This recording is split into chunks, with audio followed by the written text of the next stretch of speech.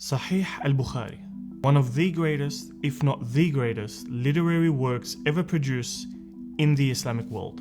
Second to the Quran, Sahih al-Bukhari is the most authentically transmitted book, although some have tried and failed to scrutinize it. Its name carries so much familiarity that it's so hard for any Ahmad, Muhammad or Aisha to go to any lecture and not hear it being referenced. The same goes for our schools and homes. It's that famous and relevant. But why? Why is Sahih al-Bukhari so important to everyday Muslims such as you and I? And why is it the most quoted book in the Islamic world? Well, to answer these pressing questions, we first need to go back in time and understand who the author is. Let's find out.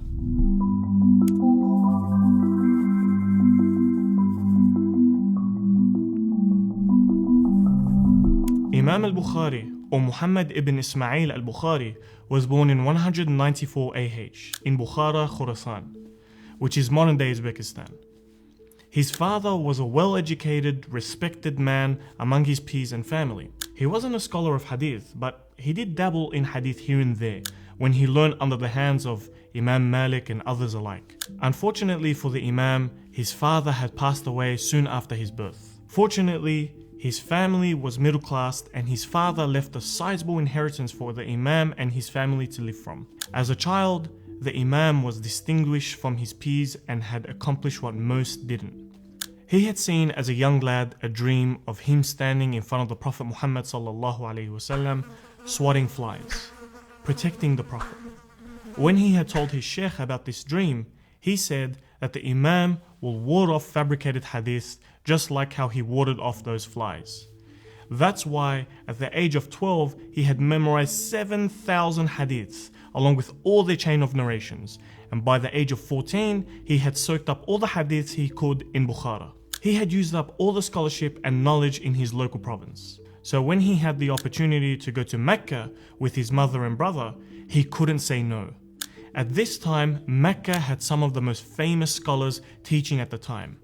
That's why when his mother and brother wanted to leave, he wanted to stay.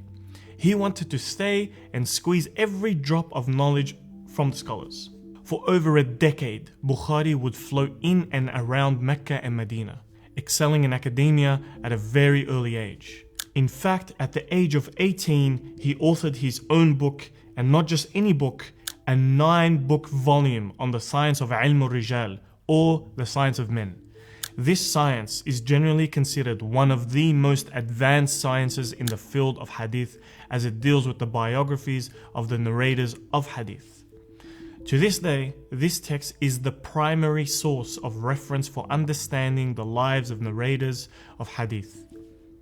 One thing to know about Imam Bukhari that most people didn't know is that he wasn't just a specialist in hadith, he was also a master of theology and fiqh. After he had exhausted the knowledge in Hijaz, he then traveled to Baghdad, the capital of the Abbasid Caliphate. It was there where he met the greatest hadith scholar alive at that time, Imam Ahmad ibn Hanbal. Imam Ahmad had praised Imam Bukhari, saying that he had never seen anyone from the entire province of Khorasan like him, although Imam Bukhari had not reached his peak scholarship at that time. As a student, Bukhari was truly like no other. Where all his peers would carry notes, Bukhari sat in his classes empty-handed, just listening. His notes were kept all in his head. It was very common and often that Bukhari would correct his teachers just from his memory. His legendary memory had reached far and wide. So one day, some scholars had come together to test if the rumors were true and invite the Imam to a hadith reading circle in the Grand Masjid of Baghdad. The scholars recited 100 hadiths in front of the Imam. Only unbeknownst to him, the chains of narration of the hadith were mixed and matched with the actual text of the hadith. So basically, all the 100 hadiths narrated seemed outwardly correct, but were in fact completely wrong. Each scholar would read some hadith and ask the Imam if he knew them. He replied, no, for all 100 hadiths. As you can imagine, this would look quite awkward for a great scholar of hadith like Imam al-Bukhari. However, when the scholars were done with narrating, one by one, the Imam began to repeat all the incorrect hadith in the exact order to the same scholar who narrated it and pointed out the exact error of the narration. The entire masjid was shocked and impressed, to say the least. This account will cement the legendary preciseness of Imam al-Bukhari's knowledge. That's not the only reason why Imam al-Bukhari is so famous. You see, the Imam was sitting in one of the teaching circles of his teacher, Ishaq ibn Rahawayh, a respected scholar of hadith. Sheikh Ishaq mentioned that it would be such a good idea if somebody wrote a book concentrating only on the Sahih hadith. This idea sparked a light bulb in Imam Bukhari's head, and it never left him. And that's when he wrote Sahih al-Bukhari. This task was so monumentous that no one before him had attempted such a feat.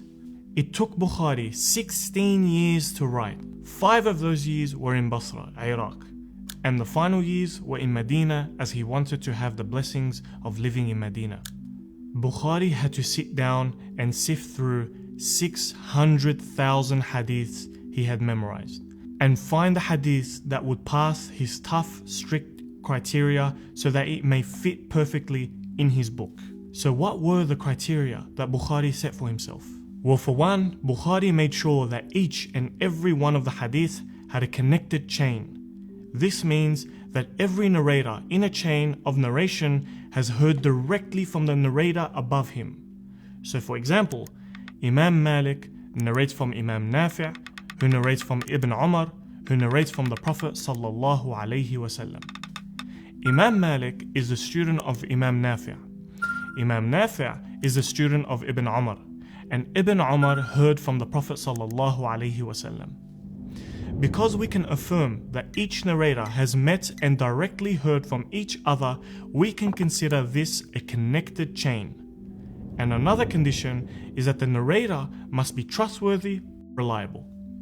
Meaning, he or she has to be a Muslim, mature, of sound mind, and obedient to Allah. Also, the narrator must be precise, meaning if he is orating the hadith from memory, then obviously his memory must be sharp and precise. Lastly, the hadith must not have a hidden defect such as unknown narrators, or it is undetermined whether the narrators met in the first place. But the one condition that Bukhari set for himself in compiling the Sahih that set him apart from all other authors was that the narrators of a chain must prove that they have met. It's because of these stringent conditions that Bukhari put in place at the formation of Sahih Bukhari that made it the most authentically compiled book after the Quran. One thing to mention about Sahih al-Bukhari is that he never wrote a commentary, not at least in the traditional sense. Imam al-Bukhari wrote the commentary in the chapter headings and sometimes included other hadiths. Overall, out of 600,000 hadiths that the Imam had memorized, only 7,275 survived his tough, stringent criteria, including repetitions. If that fact didn't impress you, then here's another that probably will. Imam al-Bukhari said, "For every single hadith that I chose, I made wudu and prayed 2 rak'ah in the Rawdah of the Prophet for every single hadith." That means that the Imam prayed 7,275 istikhara prayers, or a total of 14,550 rak'ahs before he completed the book. All this work, dedication, and sacrifice culminated in one of, if not the greatest works in Islamic history.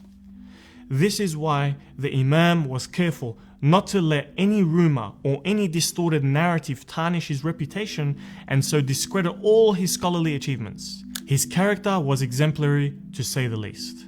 He was known to be so unconcerned with worldly matters that he would often be cheated of money and would forgive the cheats after the fact, often sacrificing great sums of wealth so that there wouldn't be even the slightest possibility of trading his akhirah for his dunya. Although Bukhari was revered and loved by the people, he wasn't loved by all. Upon his return to Bukhara, all students flocked to his knowledge circles and classes.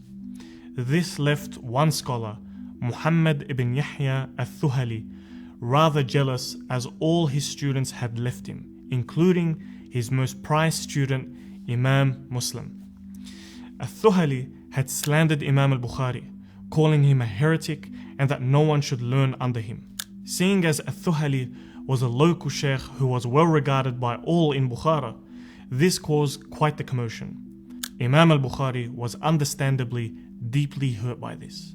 At the same time of this religious drama, a political one ensued. Once the governor of Bukhara knew of Imam al-Bukhari's arrival, he invited him to come to his palace and teach his children. The Imam respectfully refused, when he said, "This knowledge is for Allah and it's available for anybody to take it, but I will not sell it to anyone." Time and time again, Bukhari refused to educate the governor's sons in private and leave the rest of the people. The governor was very angry, and rumors began to swirl that Bukhari was about to be expelled. The situation became so tense that on Eid al-Fitr, Bukhari decided to leave his hometown. But before he left, he made a dua. He said, "O Allah, this earth, despite its vastness, has become tight for me. So if you feel it better, then take my soul now." So as the Imam was making his way out of the city, he died before he ever made it out in 256 AH. Today, you can see his grave in Bukhara, Uzbekistan. Ibn Khaldun said, "I heard from my teachers and different scholars that it is a debt on the Muslim Ummah to write a commentary of Sahih al-Bukhari. Imam al-Bukhari has left an undeniable mark on the Muslim world. His memory was legendary, and by modern day definition, he most likely had photographic memory. This is a rare gift given to him by Allah. But the Imam gave us a tip on how to memorize hadith that we might want to take note of. He said, "The way you keep hadith memorized is by acting upon it." I ask Allah to make us of those who consistently practice the sunnah of the Prophet ﷺ, and I ask Allah to have mercy on the great Imam Muhammad ibn Ismail al-Bukhari. Ameen. If you enjoyed this video along with all the other content that One Path Network produces, please support us so we can create more beneficial content for the world. Go to onepathnetwork.com and you can support us from as little as $1 a day. Jazakumullah khair for your support.